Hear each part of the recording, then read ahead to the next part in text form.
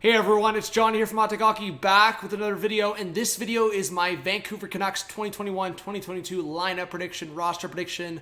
I'm going to go over the power play, the penalty kill, all of that. So if you're a new subscriber, welcome. Hit that like button, leave your thoughts in the comment section, and let's not waste any time. Let's get right into it. Starting with the starting lineup, what we could see night one, and I actually think out of all the potential lineups in the league, out of all the rosters, I think the Canucks have the least amount of debate. I think there's about 2 spots that are up for debate on this lineup. And I think that kind of sits on that fourth line and potentially that third pair. But I think in general, like, that top 9 is pretty solidified. Maybe a couple different spots of certain players, but like JT Miller, Pettersson, Besser, Hoglander, Horvat, Garland, Pearson, Dickinson, Podkolzin. I honestly don't see it any other way. The only other scenarios I could see Pearson with Horvat instead, just because there's been potential there. Or chemistry there, I should say, with them in the past. And the potential of Podkolzin playing in the top 6 with immediate success, and then maybe Garland on the third line. I could see that as well, but I think in terms of like running back, like the Lotto line, like I think that just makes sense. And defense, like I think Hughes, Hamonic, it worked together. You run it back, and then OEL, Myers, you got some giants together on that second pair, looking for a bounce back from OEL with a new team. And then Pullman on that third pair, I think that's pretty solidified. The only other question would be Rathbone and Juolevi. Which of those guys are going to make the team?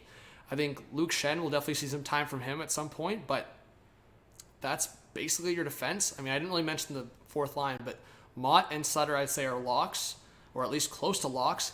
I mean, the other option would be like a Matthew Highmore over a Zach McEwen potentially, but I like McEwen a lot. I think McEwen provides a little bit of what you don't have in that lineup. And Tyler Mott, I love Mott. Just energy, effort guy, and he does everything, right? And he was even producing a decent amount last year when he was healthy. And then you bring back Sutter as your fourth line center. Little right-hand shot action up the middle. So I like this lineup a lot. I think this lineup's relying a lot on the performances from your defense group and, of course, from your performance from Demko and the consistency there. But we've seen great stuff from Demko, and you have a backup in Halak. So I like this lineup a lot. I actually want to focus more on the special teams for the Canucks because that's also been a big kind of area for the Canucks, especially that power play. When that power play is going, this Canucks team is very successful. So I like this lineup. If the defense steps up, if OEL can step up, the Canucks defense could be better than expected. I think a lot of people have been kind of crapping on the Canucks defense, but I think it could be okay, and the offense and Demko could drive this team. So let's look at power play, talk a little bit about penalty kill. So power play. I think I would love to see a scenario where it's Horvat, Besser, Miller, Pettersson, and Hughes. But the problem with that is then who's kind of your center? Who's your face-off guy on the center spot on the second unit? So right now in how I have it, I have Miller on the second unit with Garland, Podkolzin, Myers, and OEL. I could also see Hoglander on the second unit, and you bring Garland up to the top unit. So there's different scenarios here, but I would love to see it like this. I mean, it would be so stacked on that top unit. We've seen the success from that in the past. But again, Podkolzin, Garland, Hoglander, of those 3 guys, who's taking the face-offs? Like, those 3 guys usually don't take face-offs. That's the big question there. So I guess it's also a scenario thing. Like, I'll give you a scenario. If it's an offensive face-off and you want to get the second unit on, you would probably have to put Miller in there regardless, right? Or Horvat. But if it was just jumping on the ice on the fly, no whistle, then you could afford to put Podkolzin, Garland, and Hoglander together as a second unit because you don't need to take a face-off. And then Myers, OEL, I think could handle the point on that second unit. Quinn Hughes is obviously your guy, but Myers and OEL, they both can get shots off from the point really well.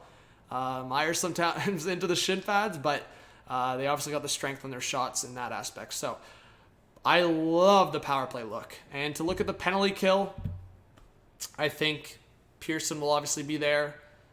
And Pearson's also an option on the power play. I think Dickinson will be on the penalty kill. Sutter will be on the penalty kill. Mott will be on the penalty kill. Horvat will be on the penalty kill. So those 5 options right there for forwards, prime. Defense, Hamonic will be on the power play. Myers, Pullman, and probably OEL. I would think those 4 guys. Again, it really depends as like Rathbone and Juolevi. Whoever makes like the lineup, those guys might not be on power play or penalty kill. It really depends. If Luke Schenn's in the lineup, he'll be penalty kill as well. So That's something to think about. But I just wanted to make this one quick. I'm going to make some lineup predictions longer if there's a lot up for debate with the team. But I feel like, yes, the Canucks had a rough year, but obviously a lot of that had to do with injuries, COVID. If PD can stay healthy, if all these guys can stay healthy for the most part, knock on wood, I want to see a good year from the Canucks. And I think they have that offense to do it if they stay healthy, stay consistent. Demko has the potential to be consistently a top 10, maybe even top 5 goalie if he performs at the bubble level that we saw him at. And the defense just needs to step up. I do have hopes that OEL with a new team, change of scenery, can find some success. And I mean, I think a lot of people sometimes overlook that aspect.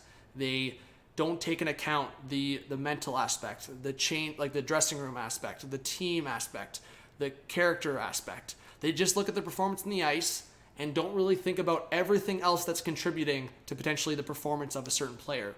And I think this could help OEL. Obviously, we'll have to wait and see. I'm not saying it's going to happen, but we'll wait and see. So thank you so much. Hit that subscribe button, drop a like, leave your thoughts in the comment section on the Canucks. And do you think the Canucks will make the playoffs? Do you disagree with me on anything here?